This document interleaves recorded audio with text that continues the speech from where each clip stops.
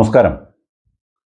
ഇന്ന് രാവിലെ കേരളം ഉണർന്നത് 5 മെഡിക്കൽ വിദ്യാർത്ഥികളുടെ ദാരുണമായ മരണവാർത്ത കേട്ടുകൊണ്ടാണ്. അവിടെ കൂടി നിന്നവർക്കൊക്കെ തന്നെ കരയുവാനേ അവസരമുണ്ടായിരുന്നുള്ളൂ. മെഡിക്കൽ വിദ്യാഭ്യാസ രംഗത്തേക്ക് കടന്നിട്ട് ദിവസങ്ങൾ മാത്രം ആയ കുഞ്ഞുങ്ങളാണ് നിരത്തിൽ പൊലിഞ്ഞു പോയത്. KSRTC ബസ്സിൽ തവേര ഇടിച്ച് മരിച്ച കുഞ്ഞുങ്ങൾ കേരളത്തിൻ്റെയും ലക്ഷദ്വീപിൻ്റെയും വിവിധ ഭാഗങ്ങളിലുള്ളവരാണ്. വളരെയേറെ പ്രതീക്ഷയോടുകൂടിയാണ് ഓരോരുത്തരും മെഡിക്കൽ എൻട്രൻസ് എഴുതുന്നതും അഡ്മിഷൻ മേടിക്കുന്നതും. അതും ഗവൺമെൻറ് മെഡിക്കൽ കോളേജിൽ തന്നെ മെറിറ്റിൽ കിട്ടുക എന്ന് പറഞ്ഞാൽ തന്നെ അതൊരു വലിയ ഭാഗ്യം തന്നെയാണ്. വീട്ടുകാർ വളരെയേറെ പ്രതീക്ഷയോടുകൂടി മക്കളുടെ ആവശ്യങ്ങളൊക്കെ നിറവേറ്റിയാണ് ഈ മെഡിക്കൽ കോളേജിലേക്ക് വിട്ടത്. പിന്നെ എന്തുകൊണ്ട് ഇങ്ങനെ സംഭവിച്ചു എന്ന് ചോദിച്ചു കഴിഞ്ഞാൽ, നമ്മുടെ മക്കളെ വിവിധ സ്ഥലങ്ങളിൽ നല്ല സ്ഥാപനങ്ങളിൽ പല കോഴ്സുകൾക്ക് നമ്മൾ വിടാറുണ്ട്. അവരുടെ ഇഷ്ടാനിഷ്ടം നമ്മളവരെ ഒന്നുകിൽ കോളേജ് ഹോസ്റ്റലിലോ അല്ലെങ്കിൽ മറ്റ് PGകളിലുമാണ് വിടുന്നത്. കോളേജ് ഹോസ്റ്റലുകളിൽ നിയന്ത്രണം കൂടുതലാണ്, അതുകൊണ്ട് മക്കൾക്ക് സ്വാതന്ത്ര്യമില്ല എന്ന് പറഞ്ഞ് പല അമ്മമാരും അച്ഛന്മാരും അവരെ PGയിലേക്ക് വിടാറുണ്ട്. കോളേജ് ഹോസ്റ്റലുകളിൽ ഫീസ് കൂടുതലായതുകൊണ്ടും പലരും മാറാറുണ്ട്. ഇങ്ങനെ ഉണ്ടാകുന്ന ഒരവസ്ഥയും ഈ കുഞ്ഞുങ്ങൾ അവിടെ ചെന്നതിന് ശേഷം എന്ത് ചെയ്യുന്നു എന്നുള്ളതിനെപ്പറ്റി മാതാപിതാക്കൾക്കുള്ള അറിവില്ലായ്മയുമാണ് ഇതിനകത്ത് മുഖ്യ ഘടകമായി വരുന്നത്. നമ്മുടെ വീട്ടിൽ നിന്നൊരു കുഞ്ഞ് സിനിമയ്ക്ക് പോകുമ്പോൾ നമുക്ക് മനസ്സിലാകും അവൻ്റെ കൂടെ ആരൊക്കെയാണുള്ളത്, അവൻ എങ്ങനെയാണ് പോയതെന്ന് മനസ്സിലാക്കാൻ പറ്റും. ഇത് അവൻ പറയുന്ന വിവരം മാത്രമേ ഈ വീട്ടുകാർക്കുള്ളൂ എന്നുള്ളതാണ് സത്യം. അത് മോനായാലും മോളായാലും. അങ്ങനെ അവർ ഹോസ്റ്റലിൽ നിന്ന് ഈ പറയുന്ന 9:45 സമയത്ത് സിനിമയ്ക്ക് പോയത് തന്നെ ശരിക്കും പറഞ്ഞാൽ ഒരു തെറ്റായ കാര്യമാണ്. കീഴ്വഴക്കം ആണ് കുട്ടികൾ ഉണ്ടാക്കിയെടുത്തത്. 10ഉം 18ഉം വയസ്സായി കഴിഞ്ഞാൽ നമ്മുടെ കുട്ടികൾക്ക് അവർക്ക് പ്രായപൂർത്തിയായി, വോട്ടവകാശമുണ്ട്. അതിനൊക്കെ ഉപരി ലൈസൻസോട് കിട്ടിക്കഴിഞ്ഞാൽ അവർ ഏതോ ലോകത്താണെന്നുള്ള മായ ലോകത്ത് നടക്കുന്നവരാണ്. അപ്പോൾ പലപ്പോഴും പല കാര്യങ്ങളും മാതാപിതാക്കളുമായിട്ട് അവർ സംവദിക്കാറില്ല. കേരളത്തിലെ പ്രസിദ്ധമായ ഒരു കോളേജിൻ്റെ പ്രിൻസിപ്പൽ പറഞ്ഞത്, പലരും കുട്ടികളെ കൊണ്ട് ഇവിടെ ചേർക്കും, അതിനുശേഷം പിന്നെ ഇങ്ങോട്ട് ആരും വരാറില്ല എന്നാണ് പറഞ്ഞത്. അതുതന്നെയാണ് യഥാർത്ഥത്തിലുള്ള സത്യസന്ധമായ കാര്യം. ഹോസ്റ്റലിലായാലും പേയിങ് ഗസ്റ്റായിട്ട് താമസിച്ചാലും അവരെ നിയന്ത്രിക്കുവാൻ, അവരുടെ ദൈനംദിന കാര്യങ്ങളും ഓരോ സമയവും അവരെ വാച്ച് ചെയ്യുവാനുള്ള അവകാശവും അധികാരവും ആ മാതാപിതാക്കൾക്കുണ്ട്. പലപ്പോഴും കൂട്ടുകാരൊത്തുചേർന്നുള്ള പ്രശ്നങ്ങളാണ് കുഞ്ഞുങ്ങൾ എത്തിച്ചേരുന്നത് എന്നുള്ളതാണ് മറ്റൊരു കണ്ടുവരുന്നൊരു കാര്യം. ഇങ്ങനെയുള്ള കൂട്ടായ്മകൾ അവരെ പല കാര്യങ്ങളിലേക്കും എത്തിക്കാറുണ്ട്.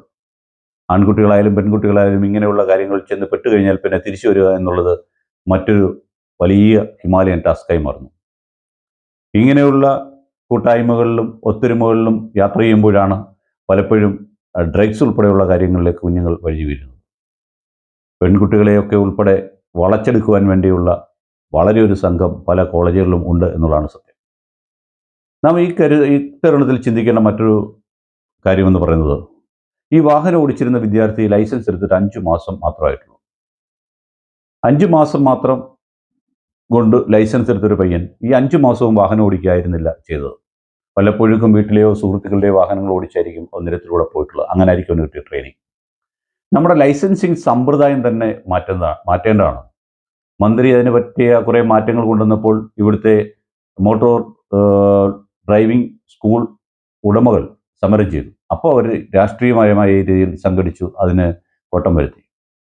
ഒരു AMB കറക്റ്റായി ലൈസൻസ് നൽകിയാൽ അയാൾക്ക് ഒരു ദിവസം ഒരു 15 ലൈസൻസ് പോലും കൊടുക്കാൻ പറ്റില്ല എന്നുള്ളതാണ് യഥാർത്ഥ സത്യം.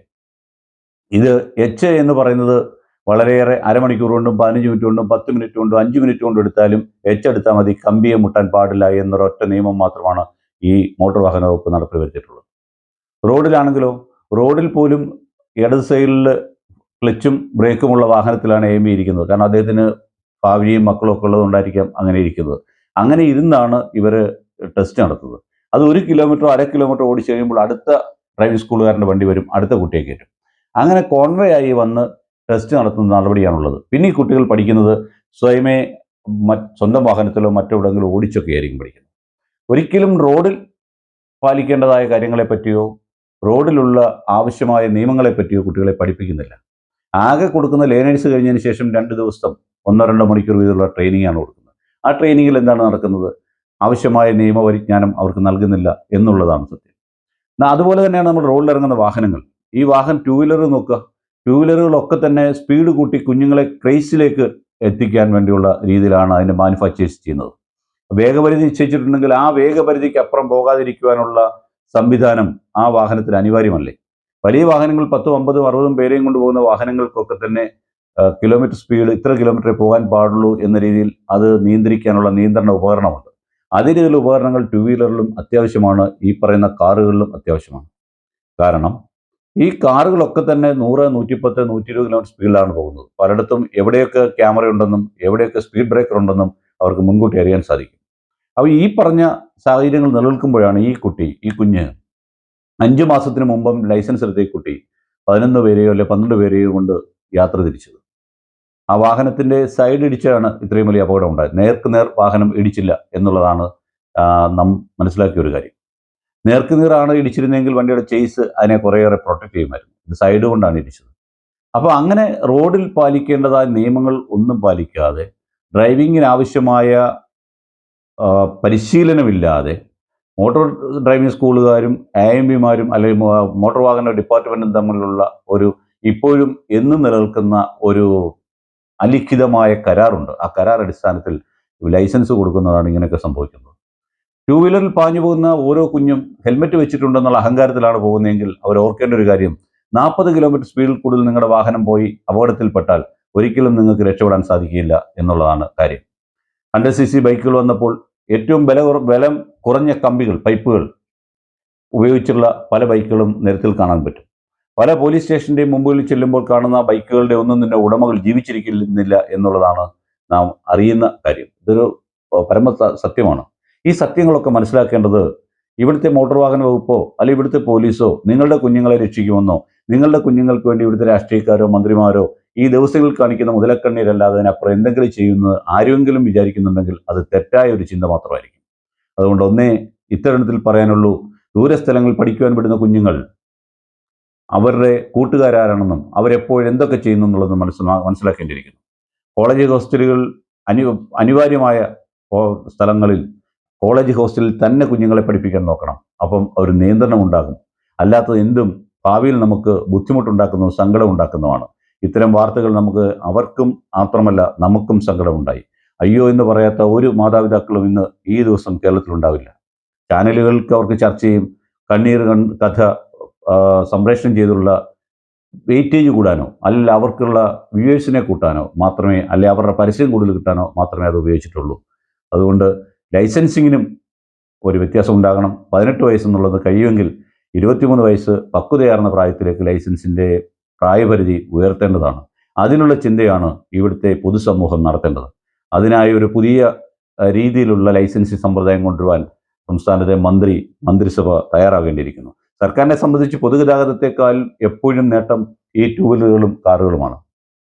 ഇത്തരം കാറുകളും ടൂ വീലറുകളും കൊണ്ട് അവർക്കുള്ള ഗുണം ഡീസലും പെട്രോളും അടിക്കുമ്പോൾ കിട്ടുന്ന കമ്മീഷനുകളാണ്. Commission means നികുതിയാണ്. ഈ നികുതി കൂടാതെ സെസ്സും ലഭിക്കുന്നുണ്ട്. അപ്പോൾ സർക്കാരിന് എങ്ങനെയായാലും പൊതുഗതാഗതം മുൻപോട്ട് കൊണ്ടുവരണമെന്നില്ല. ഈ ടൂ വീലറുകളും ഇത്തരം വാഹനങ്ങൾ നിരത്തിൽ വരുന്നതും ആരൊക്കെ മരിച്ചാലും അവർക്ക് യാതൊരു പ്രശ്നവുമില്ല. ഇൻഷുറൻസ് കമ്പനികൾ ഇൻഷുറൻസ് പ്രീമിയം കൂട്ടുന്ന പോലും ഇത്തരം അപകടങ്ങളുടെ കണക്കനുസരിച്ചാണ് എന്നുകൂടി നമുക്ക് ബോധ്യമുണ്ടാകേണ്ടിയിരിക്കുന്നു. അതുകൊണ്ട് ഓരോ അച്ഛനും അമ്മമാരും തങ്ങളുടെ മക്കളുടെ കാര്യത്തിലെങ്കിലും ജാഗ്രത പുലർത്തേണ്ടത് അനിവാര്യമായിരിക്കുന്നുവെന്ന് മാത്രം പറയുന്നു. വീഡിയോ സബ്സ്ക്രൈബ് ചെയ്യുക, ഷെയർ ചെയ്യുക. നന്ദി, നമസ്കാരം.